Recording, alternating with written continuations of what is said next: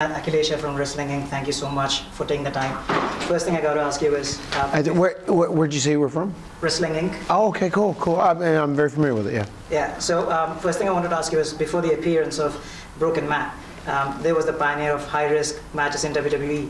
One of the most talked about matches perhaps in WWE history was the one back in 2000 at SummerSlam, TLC, obviously. Can we say that that's perhaps one of your favorite matches in your career?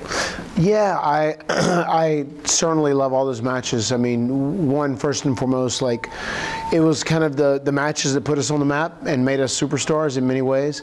And it also allowed us the opportunity to go out and do things that had never been done before. You know, like myself and my brother, when we were doing independent matches before we came to WWE, we used to have ladder matches against one another, where I would be Surge Matt Hardy and he would be Will-O-The-Wisp wearing a mask.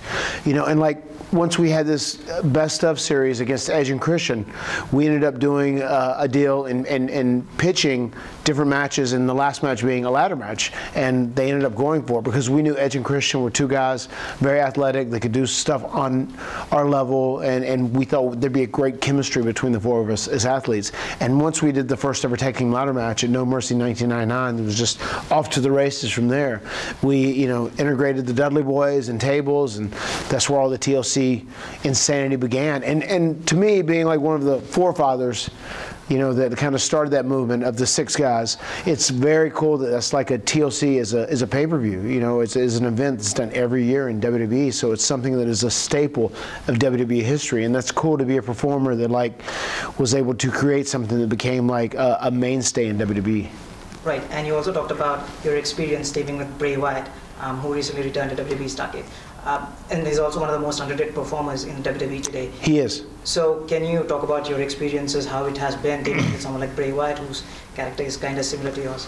Yeah, I loved working against Bray, and I loved teaming with Bray as well. You know, I think in a perfect world, if Bray and I would have been in full control of what we're doing, it would have been done a little differently, because one thing that I totally respect about Bray is how he's very committed to what he does, and he's very great at what he does, and he's believable. It's like, you know, if you have an over-the-top persona in wrestling, you really have to commit to be believable, and he was very, very good at doing that. And he's a very talented guy, and it was great being with him, but between working with him and teaming with him, we also became great friends. So I like him a lot. He is truly underrated. Like, I'm excited to see what he ends up doing next. Right, perfect. And you recently threw your name into the hat for the post of the Raw General Manager. What do you think you'd do differently from what Baron Corbin has been doing?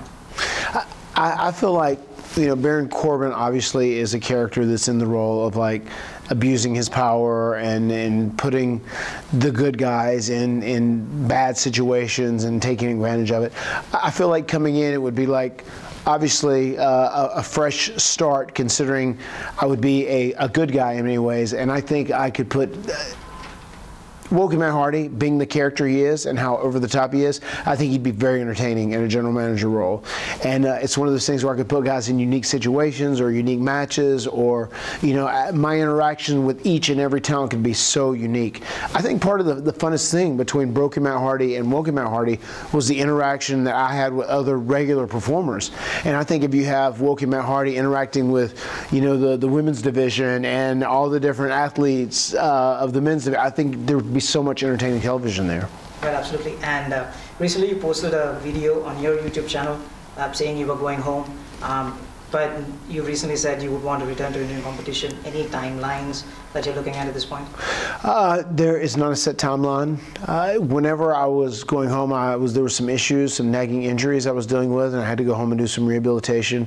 And it turns out the treatment and the rehabilitation I did had a great effect, much better than even expected. So, you know, it's tougher as you get old. It's just so hard to hang with all these young guys, especially when you have so much mileage on your body like I do. But like as far as the timetable of when I'm going to return, I don't have an exact timetable, but I would say sooner than later. All right, and you returned at WrestleMania 33.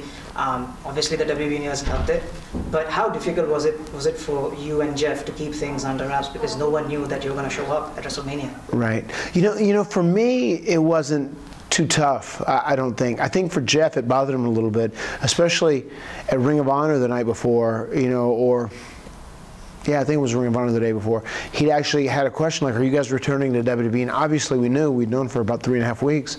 And he's like, no, we're not returning. He said, I don't even know if I could pass the physical to go there. You know, we signed, you know, we're with Ring of Honor all throughout the summer. We, you know, signed a deal with them or whatever. And he's like, man, I just didn't know what to say. Like, I just don't want to give it away. Like, it's just uncomfortable. Like, what do you say?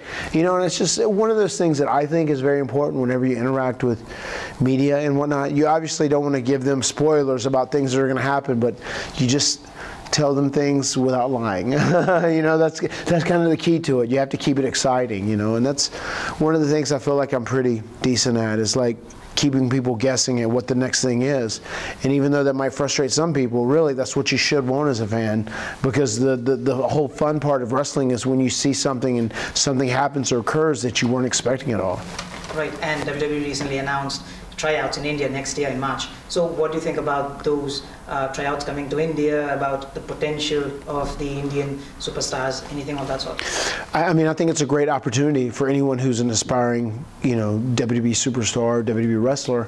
You know, when Jeff and I first started, we didn't have an opportunity to like go somewhere and get in front of WWE management or officials and do that opportunity. We were like, you know, driving up and down the East Coast, you know, to try and just like network and meet other people and get our name out there so we could hopefully catch a break one day. And this is a great opportunity. Like, people can literally go to the sign up, it's WWEperformancecenter.com. They can go to this, they can sign up and go to this activity and be in front of WWE management. And if they see something special, or there's something about you that really stands out, an it factor or an athletic factor, whatever it may be, it could gain you the opportunity, gain you the chance to become a WWE superstar, and I think that's a golden opportunity, one that I certainly wouldn't pass up.